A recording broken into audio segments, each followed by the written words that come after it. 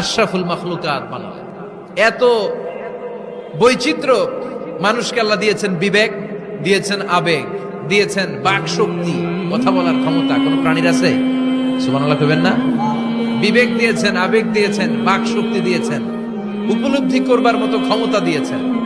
আশরাফুল মাখলুকাত বানিয়েছেন এই মানুষকে। এই মানুষের মধ্যে আল্লাহ অনেক ক্যাপাসিটি দিয়েছেন।